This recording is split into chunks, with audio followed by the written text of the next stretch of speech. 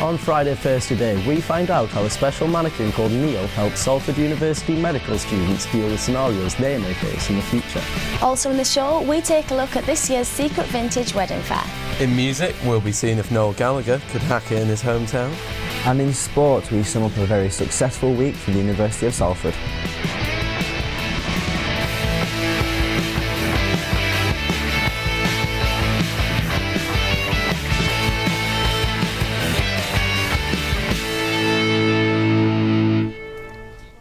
Good afternoon and welcome to Friday First, the programme bringing you the best of Quays news and entertainment from this week. Now then, Kate, have you ever thought of being a nurse or a doctor? No, I can't hack blood. I won't be very good. I'm really useless. Well, the University of Salford has become the first higher education institution in the North West to be a centre of excellence for simulation-based education. Yet, this means medical students attending the university can use the simulation wards to get a feel for some scenarios that could happen in the real world. Yes, mannequins or dummies act as real patients who can develop anything from a common cold to a heart attack. Siobhan Maguire went to meet Neil, which is a dummy there, to see just how real the situation can get. There's no pulse. Start CPR. There's no pulse. Start CPR. Yeah. OK, no need to panic. You haven't accidentally tuned into an episode of Grey's Anatomy. Either you get tired, just feel free to swap over and take over from each other. It can be quite strenuous to do CPR. This simulation ward at the University of Salford is being used to help students practice skills they may use in real-life scenarios. No, I think it is really helpful because, you know, scenarios like that, they don't, unless you're an A&E or something, they don't come up that often. And so if you've had all your placements on a ward and then you're suddenly confronted with CPR, having had simulation like this, you know, you feel like you know what's coming, what's going to happen. It can be scary, but like in practice, you always have someone who manages the situation and delegates roles out to everybody else. So in a situation like this, your mentor or whoever's looking after you will say to you, you do this, that's your role. So you know what you're doing, you're never like stuck on your own and don't really know what to do. Facilitators use a control room and a one-way screen to take on the persona of the patient in the ward. Today, Neil has been suffering heart pain. Occasional breathlessness, just not well, and my wife's been getting more and more worried. Quite sharp, yeah, it is, in my chest and in my arm. Oh. The university is the first higher education institution to be accredited as a centre of excellence in simulation-based education. They are fairly costly, but they are an investment to the university because they are an excellent teaching and learning resource for students, for qualified staff, for healthcare professions. It's an absolute long-term investment, and it is very much the agenda of higher education institutions and NHS trusts that simulated practice is a safe way for students, practitioners, healthcare professionals to learn, to develop, but in this safe environment. Outside the actual simulation wards, there's also a mocked up flat here in the university. There's the living area, we've got a bathroom, kitchen and a bedroom. And this actually teaches the students about their social care skills and how to carry out patient visits. And you can see here that they've actually got a bedroom all set up for a particular patient. Okay. Back in the ward though, Neil is talking again, thanks to Mike and the nurses. Thank you. We've got the doctor coming down in the north. Let's hope he makes a full recovery. This is Siobhan Maguire, Quays TV News. But what I need to do in the meantime Now for sport, and Matt's here to tell us what's been going on this week. Thanks, Joey. The University of Salford's Women's Squad Rowing Club are deep into training ahead of their biggest race of the year. Our very own Abby went to speak to the captain to find out how her team is shaping up. We've got pretty much the biggest race of the year. It's women's 8's head of the river race, or WeHaw, as it's shortened down to. It's on the Thames in London, about 300 plus. It's a mixture of university rowing clubs, normal rowing clubs, and it's just kind of a massive event, really. So what training has been in place for this race? A lot. Quite intense training, getting out on the water as much as possible as a crew, a mixture of technical outings, so working on technique and also doing race pieces. So we'll kind of roll all the way up to the river and back and do like a piece on the way back. And a lot of sessions on the ergs, as you saw before. And again, a mixture of it being sort of a simple, kind of keeping the same rate, but also doing kind of intense pieces as well. And what do you think Salford's chances are in the Weevil race? We are kind of the underdogs of the rowing world, but I think we've not had as long as we would have liked to get out as a crew, so I think we're kind of just aiming to get a good time, as good a time as possible, and just enjoy it, I think, as well, because we haven't had as much training as we would have wanted to. We might as well go and enjoy it rather than panicking and thinking, oh, we need to get this that time. So. And sticking with the university, a massive well done to Salford Sirens cheerleading squad who won their competition in the week. And to top off a very successful week, a huge congratulations to the University of Salford's men's football team. They won 3-0 away to Edge Hill on Wednesday, securing the division title for the first time in 12 years. Thanks for that, Matt. Now, this weekend, the Holden Gallery on Cavendish Street was host to this year's Secret Vintage Wedding Fair. Evie White got a taste of the weddings through the eras. This Sunday, the Vintage Wedding Fair was held in the city centre with many exciting and quirky stalls for brides and grooms to be. This secret venue was only announced a few days ago on Twitter, with many people travelling up and down the country to get that extra uniqueness on their special day.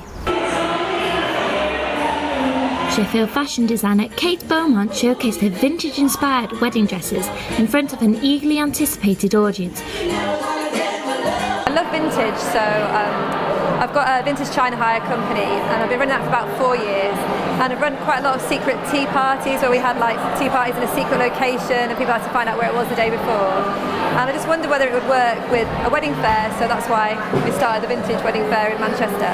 I used to live in Manchester. I lived here as a student for about 10 years and worked at the city council, and I just love the city, and so it just seemed appropriate to me to do it. It's like my northern adopted home. I got married it's about 8 years ago now, and at the time it was really, really hard to find sort of different vintage, quirky or homemade inspired weddings. There were lots of lovely suppliers, but a lot were from America. Trying to find like a wedding dress that wasn't made of really heavy satin was really hard. With the success of this year's event, the Secret Vintage Wedding Fair is set to continue again next year. Evie White, Quays News. Now here is Oliver Mackenzie with a roundup of the latest music news. Yep, well, the story that's dominated the music news is Noel Gallagher coming back to his hometown where he made it as Oasis, you know, and he when he's come back, he's always put on good shows. You've never really felt that special connection.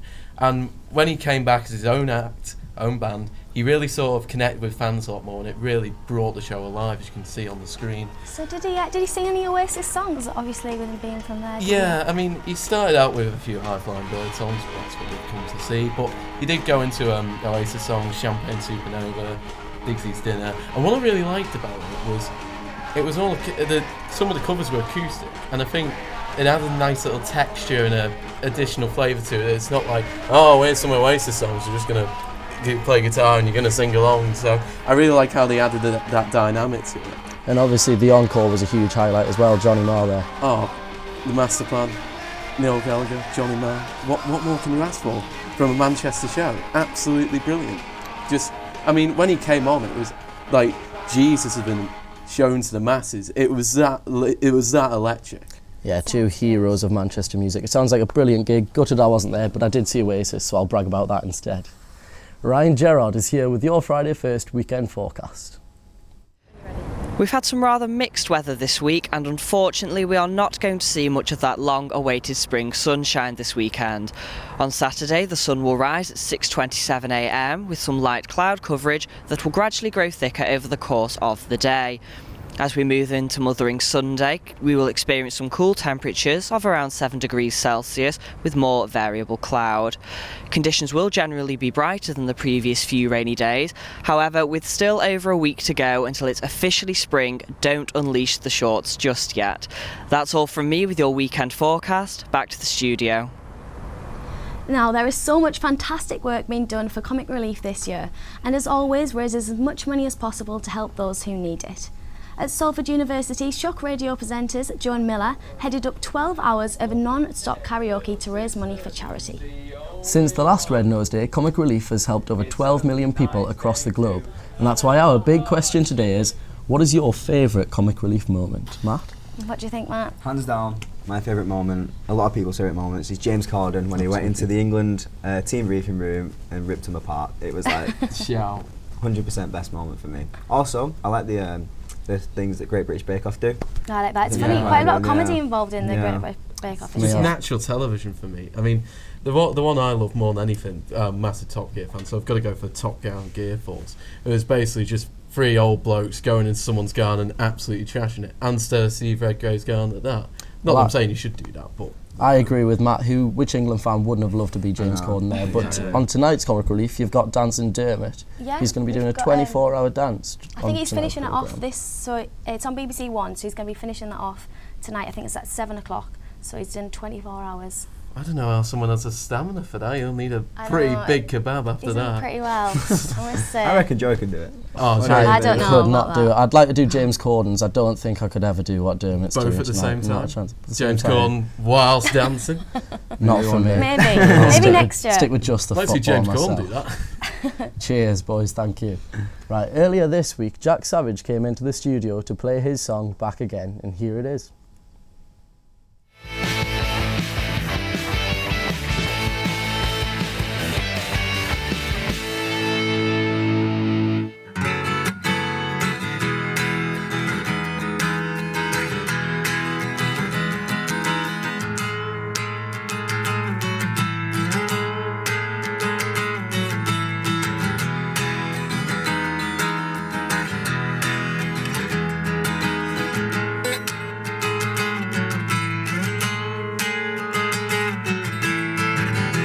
Doesn't feel like home, 'cause everyone has changed or gone.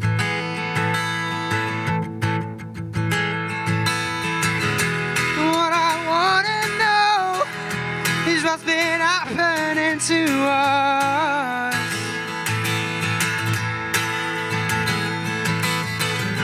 And why you shut me out.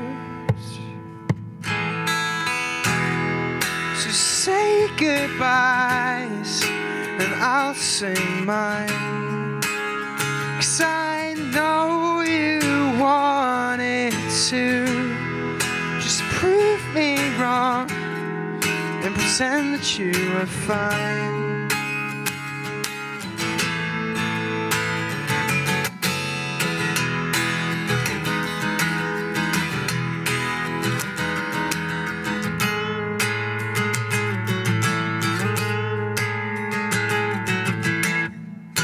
I always feel like this, but since I've reason self-control,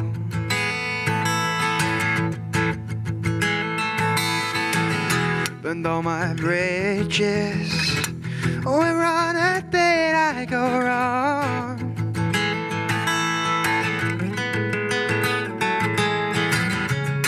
Trapped all open, and they'll drag you down with no friends around. So say goodbyes and I'll sing mine, 'cause I know you wanted to. Just prove me wrong and pretend that you were fine.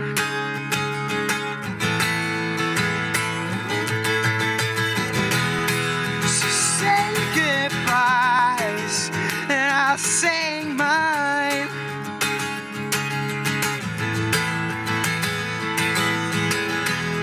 'cause the end of it all was just a bag of lies.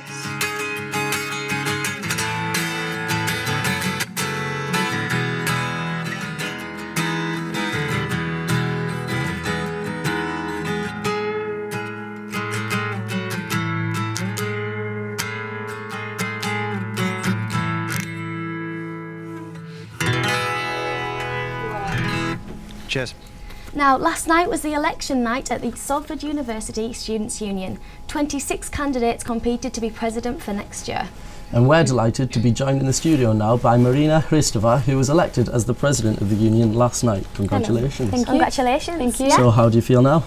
I'm excited and happy and a little bit tired because I haven't slept for a week. It was all go, yeah. Yeah. It was a very big challenge because I'm current vice president for the College of Business and Law, but doesn't matter because we all started from, we all had an equal start. Brilliant, yes. So what's your manifesto about what you're going to change and bring to the university? Well, I'm currently, so far during my role, I have secured Manila papers for students with dyslexia and dyspraxia. I have secured language as an option module for level 4 students in the business school. Until last year it was available only to level 5 and level 6 year students. And I would like to see that expanded to other programs as well. So this would be one of the things that I would like to work on for the future. So when does your role begin? Well, I'm currently enrolled, as I said. So I will be I will be working as a president from 1st of July. Perfect. Yes. So congratulations once again and good luck in the role. Thank you. Good luck. Thank you. Thanks for joining us today, and don't forget to tune in to BBC One tonight at 7 to see what's been going on this year to raise money for comic relief. Yep, so don't forget to donate as well. You can join us on Tuesday for Quays at 1:30, or we'll be back at the same time next week for another Friday First roundup. See you later. See you later.